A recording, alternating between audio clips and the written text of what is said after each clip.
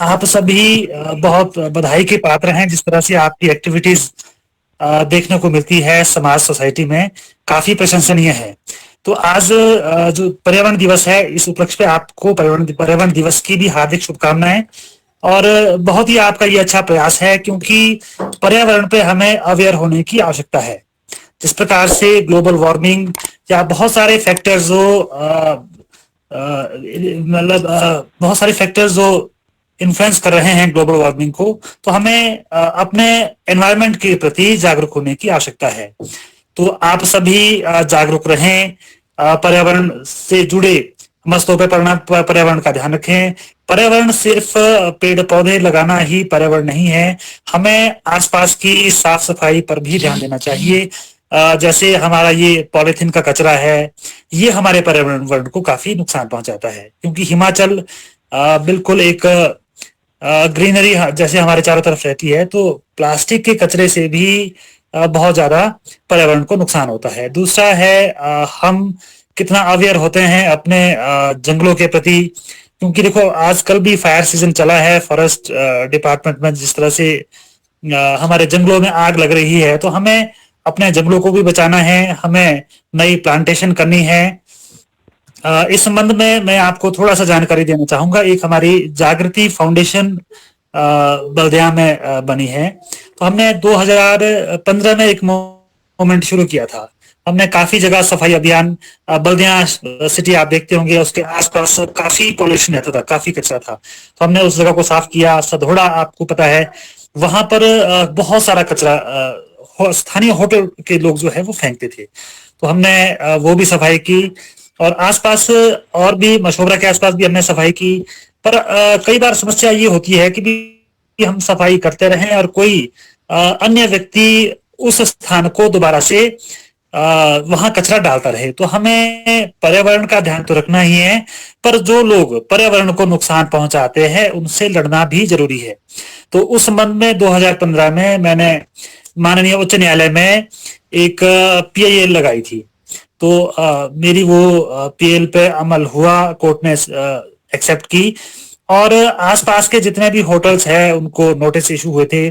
फिर मैंने चिट्ठी पर्यावरण मंत्रालय को भी लिखी चिट्ठी, और साथ में और भी डिपार्टमेंट्स को चिट्ठी लिखी थी, समस्याएं अपनी उजागर की थी। क्योंकि हमने कहा था हम सफाई करेंगे, पर हम एक बार सफाई करेंगे, तो उसके बाद जो भी लोग पोल्यूशन करेंगे हम उनको नहीं बख्शेंगे।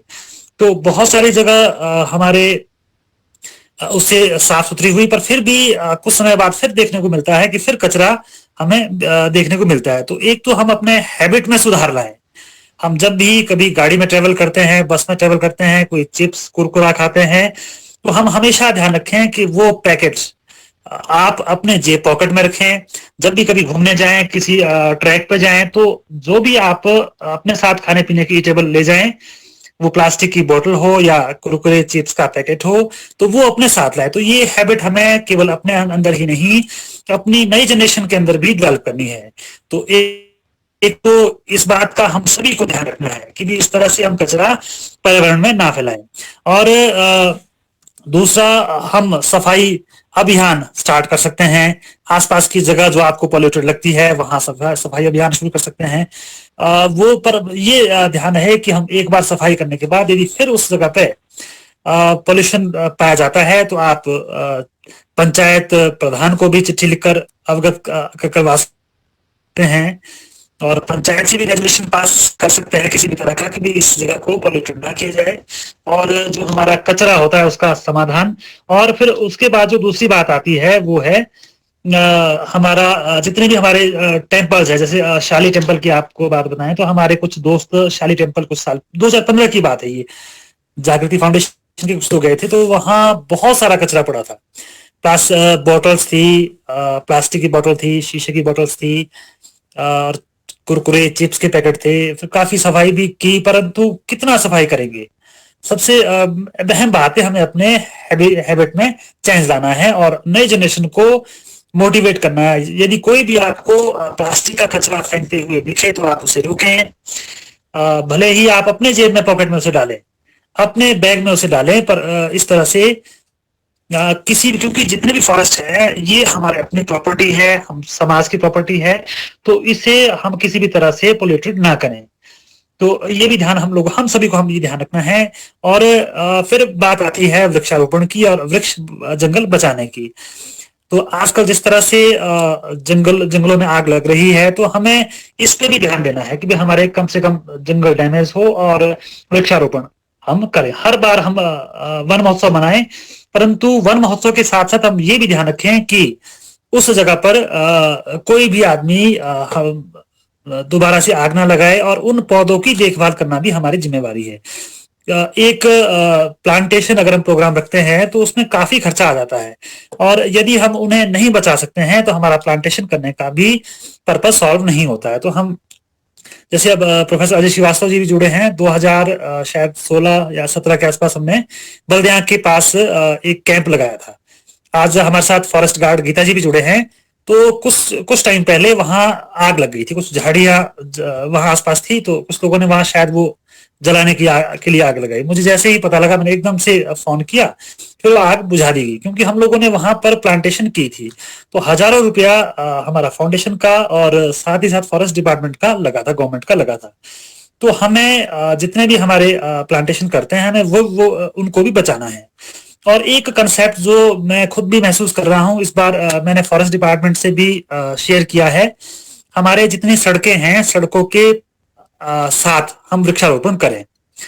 तो सड़कों के साथ भी एक तो हमारा पर्यावरण साफ रहेगा, और क्योंकि एज अ बेनिफिट भी काम करते हैं पेड़ हमारे। तो अगर सड़क के किनारे पेड़ लगे होंगे तो हम अपना लाइफ भी बचा सकते हैं, ऑक्सीजन भी हमें मिलती रहेगी, और ग्लोबल वार्मिंग को कम करने के लिए भी काफी महत्वपूर्ण यह कदम रहेगा। तो आप सभी युवाओं से मेरा यही निवेदन है, मैं अधिक समय नहीं लेना चाहूंगा, आप सभी पर्यावरण की रक्षा करें, धरती माता की रक्षा करें, पॉल्यूशन फ्री करें, प्लास्टिक के कचरे का ध्यान रखें, आसपास कहीं भी प्लास्टिक का कचरा हो। सफाई अभियान भी चला सकते हैं, यदि आप किसी को फेंकते हुए देखें तो जरूर रोकें, और हो सके तो अपने पॉकेट में आप उस प्लास्टिक के कचरे को रखिए।